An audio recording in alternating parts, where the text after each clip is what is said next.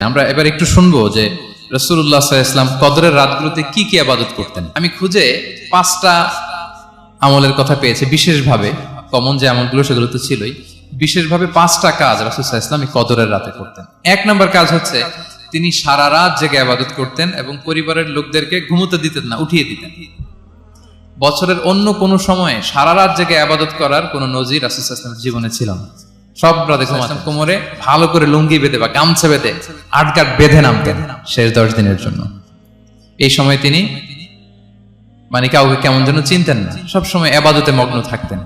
এটা আমরা করতে পারি যে শেষ 10 দিনে আমরা একটা স্পেশাল প্ল্যান করতে পারি যে আমরা আমাদের সর্বোচ্চটুকু উজাড় করে দিয়ে লাস্ট 10 ডেজ অফ রমাদানের এই বরকত আমরা হাসিল করবো, এটা যেন আমাদের মিস না হয়। তাহলে এটা আমরা একটা পেলাম। 2 নম্বর হচ্ছে ইতিকাফ করা। রাসূলুল্লাহ সাল্লাল্লাহু আলাইহি ওয়াসাল্লাম রমাদানের শেষ 10 দিন ইতিকাফ করতেন। আমাদের আয়েশা রাদিয়াল্লাহু তাআলা আনহা বলেন, কানা ইয়াতাকিফুল আশরাল আওয়াখির মিন রমাদান। রমাদানের শেষ দশকে তিনি ইতিকাফ করতেন হাত্তা তাওয়াফাহুল্লাহ, ওনার ইন্তেকালের আগ পর্যন্ত এই অভ্যাসটাই তিনি জারি রেখেছেন। সুম্মা আতাকাফা আজওয়াজুহু মিন বাদি, তারপরে ওনার স্ত্রীরা ইতিকাফ করেছেন। আরেক বর্ণনায় এসেছে ইয়াতাকিফু কুল্লা রমাদান 10 আইয়াম, প্রতি রমাদানে তিনি 10 দিন ইতিকাফ করেছেন। কিন্তু যেই বছর তিনি ইন্তেকাল করবেন সে বছর তিনি 20 দিন ইতিকাফ করেছিলেন। প্রতি রমাদানে 10 দিন, আর যে বছর ইন্তেকাল করবেন সে বছর কয় দিন? 20 দিন তিনি ইতিকাফ করেছিলেন মসজিদে নববীতে। তাহলে আমরা এই রমাদানের শেষ দশকে এটা করতে পারি। 2 নম্বর পয়েন্ট হচ্ছে ইতিকাফ করা। যারা আমরা করিনি তারা আমরা ইতিকাফ করতে পারি। ইতিকাফ করতে না পারলে শেষ দশকের রাতগুলো যেন মসজিদে কাটানোর চেষ্টা করি, তা না পারলেও বাসায় যেন এই রাতগুলো আমরা মিস না করি। 3 নম্বর হচ্ছে রাসূল সাল্লাল্লাহু আলাইহি ওয়াসাল্লাম এবং জিবরাইল আলাইহিস সালাম যৌথভাবে কোরআন রিভিশন করতেন। খুব ইন্টারেস্টিং। সারা বছর যেটা নাজিল হতো রমাদানে জিবরাইল আলাইহিস সালাম রাসূল সাল্লাল্লাহু আলাইহি ওয়াসাল্লামকে শোনাতেন, রাসূল সাল্লাল্লাহু আলাইহি ওয়াসাল্লাম আবার জিবরাইল আলাইহিস সালামকে শোনাতেন। সহিহ বুখারীর বর্ণনা, কানা জিবরিলু ইয়ালকাহু ফি কুল্লি লাইলাতিন মিন রমাদান ফায়ুদারিসুল কুরআন। প্রতি রমাদানের প্রতি রাতে এসে রাসূল সাল্লাল্লাহু আলাইহি ওয়াসাল্লামের সাথে কোরআন মুদারাসা করতেন। সহিহ মুসলিমের বর্ণনায়, আন্না জিবরিল কানা ইউআরিদুহু বিল কুরআন কুল্লা আমিন মাররা। প্রতি বছর রমাদানে একবার শোনাতেন বা শুনিয়েছেন, যে বছর তিনি ইন্তেকাল করবেন তিনি 2 বার শুনিয়েছিলেন। আরাদা ইউআরিদু মানে এটা ফ্রম বোথ সাইড। আরবি শব্দটা এমন যে জিবরাইল আলাইহিস সালাম শোনাতেন, এরপর রাসূল সাল্লাল্লাহু আলাইহি ওয়াসাল্লাম জিবরাইল আলাইহিস সালামকে শোনাতেন, কোরআন রিভিশন করা। তো এই শেষ দশকের রাতগুলোতে আমরা যেন বেশি বেশি কোরআন পড়ি, কোরআন তেলাওয়াত, কোরআনিক রিসাইটেশন হতে পারে, কোরআনের অর্থ পড়া হতে পারে, তাদাব্বুরে কোরআন হতে পারে, কোরআনের হালাকায় জয়েন করা হতে পারে, ইন ইটস এনি ফর্ম আমরা যেন কোরআনের সাথে অ্যাটাচমেন্টটা বাড়াই লাস্ট 10 ডেজ অফ রমাদানে। 4 নাম্বার কিয়ামুল লাইল করা। রাসূল সাল্লাল্লাহু আলাইহি ওয়াসাল্লাম কিয়ামুল লাইল করতেন এবং কিয়ামুল লাইল শব্দটাকে রাসূল সাল্লাল্লাহু আলাইহি ওয়াসাল্লাম কদরের সাথে জুড়ে দিয়েছেন। সহিহ বুখারীর বর্ণনায় তিনি বলেছেন, মান কামা লাইলাতাল কদরি ঈমানা ওয়া ইহতিসাবা গুফিরা লাহু মা তাকাদ্দামা মিন যামবি। কদরের রাতে যে কিয়ামুল লাইল করে বিশ্বাস নিয়ে এবং নাজাতের প্রত্যাশা নিয়ে, তার পূর্বের সমস্ত গুনাহ আল্লাহ তাআলা ক্ষমা করে দিতে বলেছেন। আমরা যেন প্রতি রাতে কিয়ামুল লাইল করি, লম্বা সময় যেন দাঁড়িয়ে থাকি, লম্বা সময় কোরআনিক রিসাইটেশন করি দাঁড়িয়ে থেকে, লম্বা সময় রুকু, লম্বা সময় সিজদা, স্পেশালি সিজদা।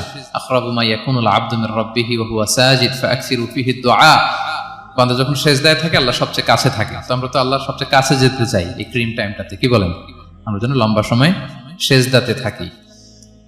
কিন্তু আমাদের অনেকের যেটা হয়, নামাজে তাড়াহুড়ো, অনেকের সব ব্যস্ততা যখন নামাজে দাঁড়াই এরকম হয়ে যায়। রাসূল সাল্লাল্লাহু আলাইহি ওয়াসাল্লামের সালাত যদি আমরা খেয়াল করি, বিশেষ করে কিয়ামুল লাইলে এত যে সুন্দর ছিল।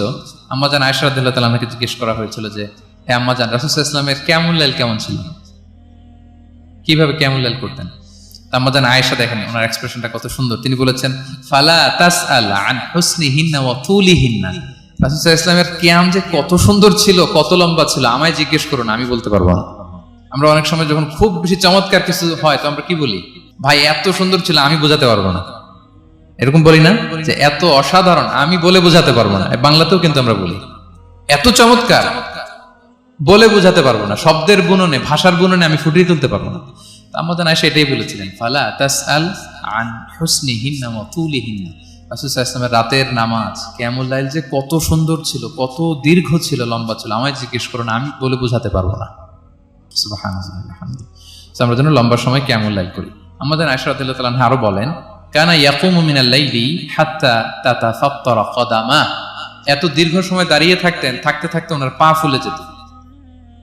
পা দুটো ফুলে যেত, আপনিও দীর্ঘ সময় দাঁড়িয়ে দেখেন যে পায়ে ঝিম ধরে যাবে, পা ফুলে যাবে, এটা করতেন রাসূল সাল্লাল্লাহু আলাইহি ওয়াসাল্লাম। তো আম্মা জান আয়েশা বলেন, ইয়া রাসূলুল্লাহ লিমা তাসনাউ হাযা ওয়া কদ গুফিরা লাকা মা তাকদ্দামা মিন যামবিকা মা তাআখার, আপনি এত কষ্ট কেন সহ্য করেন নিজের দেহের উপরে? আপনার তো আগের পরের সব গুনাহই মাফ। আদতে তো রাসূল সাল্লাল্লাহু আলাইহি ওয়াসাল্লামের গুনাহই নেই, তিনি নিষ্পাপ। এত কষ্ট কেন করেন? আপনার আগের পরের সবই তো মাফ করে দেয়া হয়েছে, কেন করেন? রাসূল সাল্লাল্লাহু আলাইহি ওয়াসাল্লাম উত্তর করেছেন, আফালা উহিব্বু আন আকুনা আবদান শাকুরা, আয়েশা আমি কি শুকরগুজার বান্দা হতে পছন্দ করব না?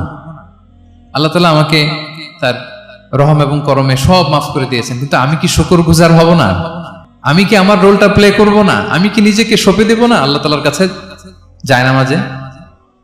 তো এটা ছিল সংক্ষেপে রাসূল সাল্লাল্লাহু আলাইহি ওয়াসাল্লামের কিয়ামুল লাইলের ধরন। এভাবে তিনি দীর্ঘ সময় কিয়ামুল লাইল করতেন, আমরা যেন এটা করি। 5 নম্বরে রাসূল সাল্লাল্লাহু আলাইহি ওয়াসাল্লাম দোয়া করতেন। এই কদরের রাতগুলোতে খুব বেশি বেশি দোয়া করতেন। দোয়া নিয়ে আমরা একটা জুমার খুতবা দিয়েছিলাম, সেখানে আমরা বলেছিলাম যে দোয়া হতে হবে খুব আন্তরিক দোয়া, রোবোটিক দোয়া যেন না হয়। আপনার আবেগ, ভালোবাসা, মনের মাধুরী মিশিয়ে, চোখের পানি মিশিয়ে, অশ্রু সিক্ত করে এই দোয়াটা করতে হবে, তাহলে সে দোয়া আল্লাহর কাছে কবুল হবে। আমরা যেন আমাদের ভাব, আবেগ সব ঢেলে দিতে পারি আমাদের দোয়াতে, আমাদের সেজদায়, আমাদের কিয়ামুল লাইলে। এবং যে কোনো ভাষায় পৌরাণিক দোয়াগুলো রেকমেন্ডেড, হাদিসের মাসুরগুলো রেকমেন্ডেড। তাছাড়া আপনার নিজের ভাষায় আপনার কি চাওয়া, আপনার কি আকাঙ্ক্ষা, আপনার মনের কষ্ট, যাতনা সবকিছু আপনি আল্লাহ তাআলার কাছে পেশ করুন।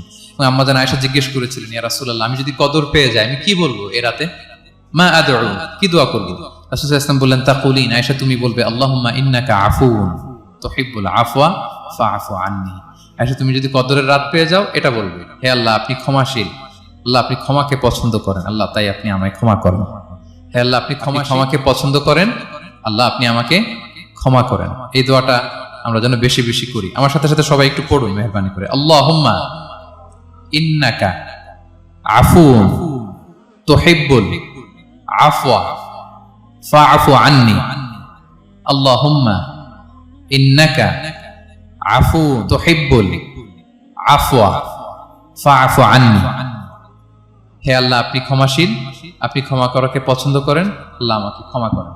আমরা আমাদের নিজেদের ভাষায় অনেক দোয়া করতে পারবো, কিন্তু রাসূল সাল্লাল্লাহু আলাইহি ওয়াসাল্লামের শেখানো দোয়াগুলো এটা হচ্ছে মানে very precise in wording but comprehensive in meaning. আগে আল্লাহর প্রশংসা করলাম, আল্লাহ আপনি ক্ষমাশীল, আবারও প্রশংসা, আল্লাহ আপনি তো ক্ষমা করাকে পছন্দ করেন। যেটা আপনি পছন্দ করেন না ওইটা তো চাচ্ছেন, যেটা আপনার পছন্দ, যেটা আপনি করতে ভালোবাসেন, গাফিরিয যামবি ওয়া কাবিলিত তাওব, আপনি ক্ষমা করাকে পছন্দ করেন, তওবা কবুলকে আপনি পছন্দ করেন, তো সেটাই তো চাচ্ছি আপনার কাছে, আপনি আমার তওবা কবুল করুন, আল্লাহ আপনি আমাকে ক্ষমা করুন। এই দোয়াটা প্রত্যেক রাতে যেন আমরা বেশি বেশি করি সম্মানিত সুধী। এবং এই যে রিমাইন্ডার গুলো শুনলাম, এটা রমাদানের পরেও যেন আমরা অব্যাহত রাখি।